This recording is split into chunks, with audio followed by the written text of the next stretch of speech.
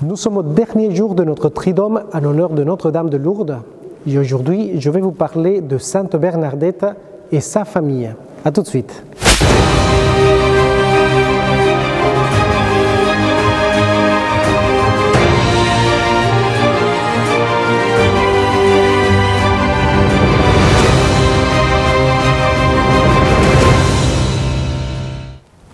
Eh bien, difficile de vous parler de Lourdes, difficile de vous parler des apparitions et du message de Notre-Dame à Bernardette sans vous parler de sa famille et tout ce qu'elle a apporté à cette voyante de Lourdes.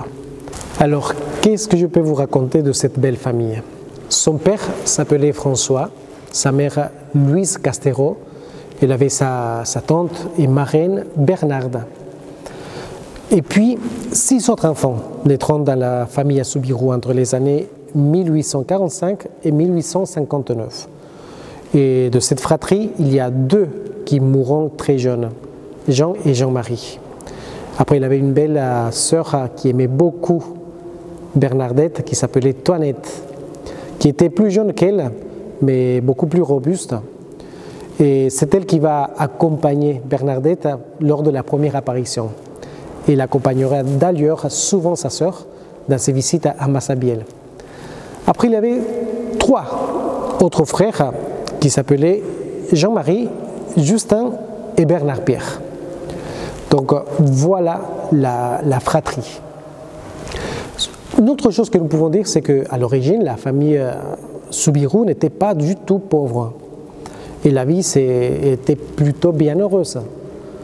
Donc c'est Bernardette qui dira qu'à cette époque, le moulin où ils habitaient, le moulin de Boli, c'était le moulin du bonheur, pour exprimer la joie de ce moment de son enfance. Mais voilà, la mort va frapper à la porte des Soubirous. 2 jeunes enfants vont mourir. Après, papa perd le travail. Il y a l'épidémie du choléra qui va toucher même Bernardette. Donc tous ces malheurs accumulés ne touchent pas la foi et la solidité de ce foyer des Soubirous.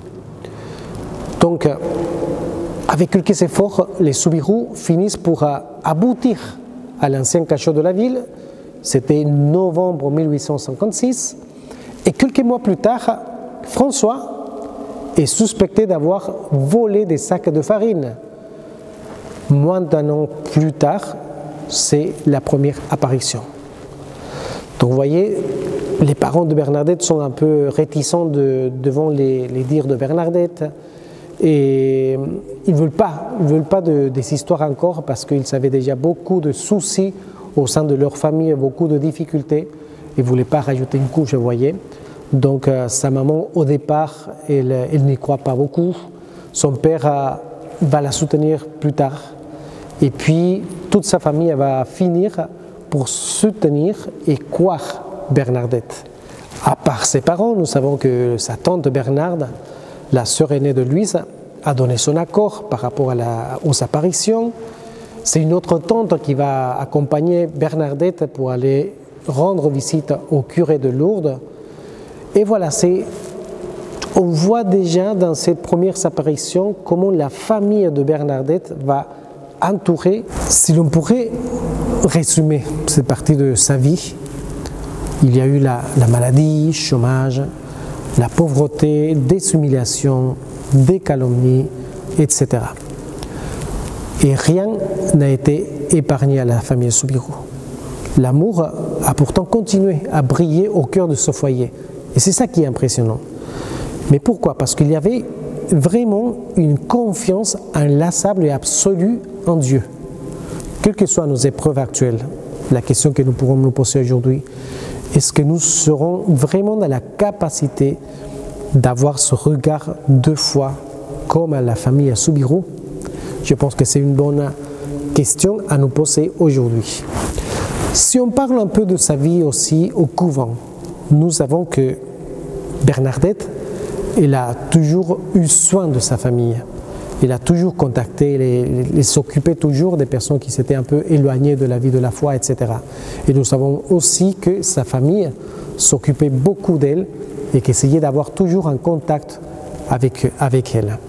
Peut-être que en réfléchissant à cette famille, les Soubirous, et en approfondissant sur l'importance de la vie de famille, nous pouvons prier demain, que c'est la fête de Notre-Dame de Lourdes, pour que Marie nous aide à avoir des familles chrétiennes, qu'elle nous aide à fortifier nos liens familiaux et qu'elle nous aide surtout, comme elle a aidé Bernadette et sa famille, à rester toujours soudés et fortes dans la foi. C'est ça qui peut nous aider dans le contexte actuel dans lequel nous vivons et en voyant comment il y a beaucoup de familles déchirées, beaucoup de soucis au niveau aussi de notre société et en sachant que la vocation à être des familles chrétiennes est une vocation vitale pour nous.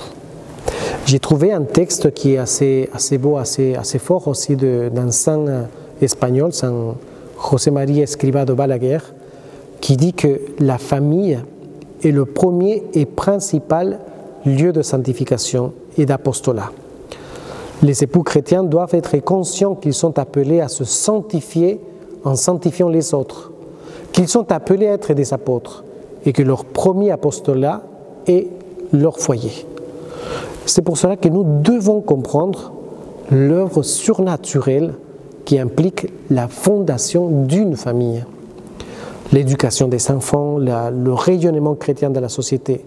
C'est dans cette conscience de notre vocation que nous allons rayonner et faire rayonner notre société actuelle.